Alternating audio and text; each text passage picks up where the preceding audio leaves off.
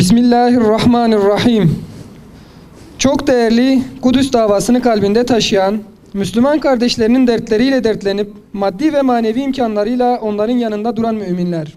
Bu hafta 10.sunu düzenlediğimiz basın açıklamamızda gündemimiz Gazze'de devam eden zulüm ve 10 Ocak Çalışan Gazeteciler Günü ile alakalı olacaktır.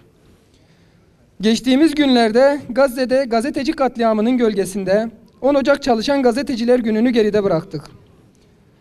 4 Ocak 1961 günü 5953 sayılı yasa değiştirilerek ilk kez gazetecilerin haklarını koruyan ve düzenleyen 212 sayılı kanunun resmi gazetede yayınlanıp yürürlüğe girdiği gün olan 10 Ocak günü 10 Ocak Çalışan Gazeteciler Bayramı olarak kutlandı.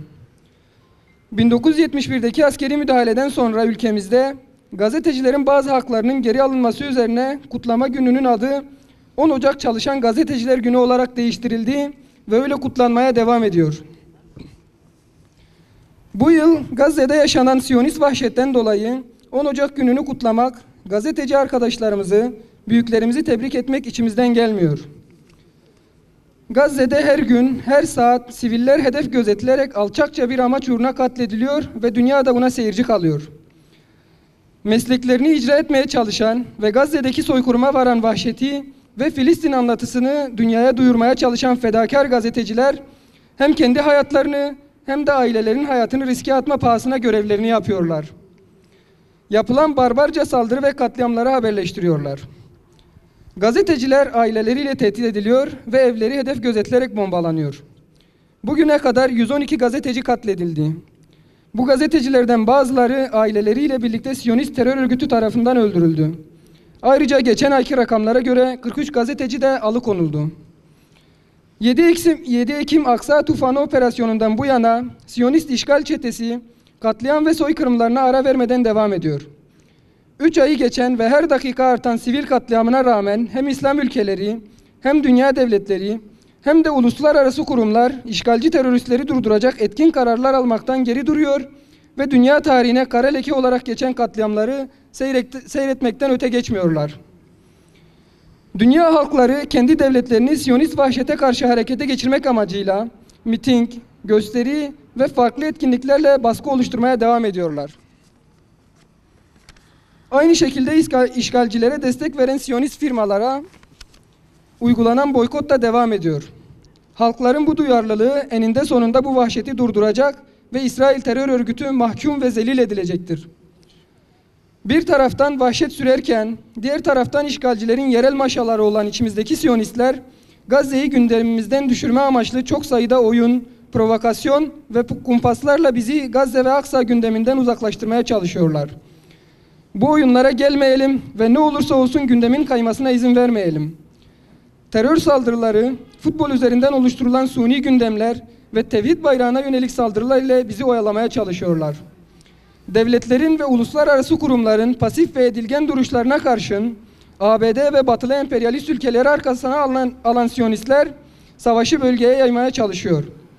Diğer taraftan Gazze direnişine sözle de olsa destek veren ve işgalci çeteye karşı çıkan ülkelere yönelik terör eylemlerine başlandı. Unutulmamalıdır ki Siyonistler var oldukça dünyada terör bitmez. Lübnan'da Hamas liderlerinden Salih el-Aruri ile birlikte direnişin önemli isimlerinden olan 7 kişi şehit edildi. Irak'ta ve Suriye'de saldırılar ve suikastler gerçekleşti. En sonunda İran'da bombalı terör saldırısı yüzünden 100'ü aşkın sivil katledilirken 200'den fazlası da yaralandı. Açıktan tehdit edip saldırı yapacaklarını söylemelerine rağmen özellikle Türkiye ve İran'daki saldırıları terör örgütleri kamuflajıyla üzerlerinden atmaya çalışıyorlar. Oysa örgütlerin maşa ve kukla olduklarını ve terörün asıl kaynağının ABD ve Siyonizm olduğunu bilmeyen yoktur. Türkiye ve İran öncülüğünde bölge ülkeleri güç birliği yaparak gerçeklerle yüzleşmeli ve açık tavır almalıdır. Artık kuklalarla değil, kuklacılarla, sivrisineklerle değil, bataklıkla mücadele etmeyi göze almalılar. Öyle korkulacak bir konumda olmadıklarını zaten Gazze direnişi ve kahraman Yemen halkı bize gösterdi. Tekbir! Allahu Ekber! Tekbir! Allahu Ekber! Son olarak işgalci terör örgütü İsrail'in saldırılarına rağmen bu terörü dünyaya duyurmak için görevlerini bırakmayan, saldırıların yanı sıra elektrik ve internet erişimindeki sıkıntılarla mücadele eden, Aileleri tehdit edilen ancak yaşananları aktarmak uğruna canını ortaya koyan değerli gazetecilere selam olsun. Gazze'deki bu vahşete gölge düşürmek adına gündemi değiştirmeye çalışan, medyada türlü haberlere uzun uzadıya yer veren ikiyüzlü kuruluşlar. Meslektaşları katledilirken sessizliğini korumaya devam edenler. Size de yazıklar olsun. Dokunulmazlığı olan gazetecilerin bile kasti bir şekilde bombalandığı Gazze'nin sesi olmak adına her cuma günü cuma namazından sonra burada toplanacağımızı duyuruyoruz.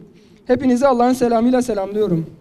Küfrü kininden gebertir hale getiren İzzetli Yemen'e uzanan şu Amerika ve İngiliz gibi Siyonist elleri kır ya Rabbi.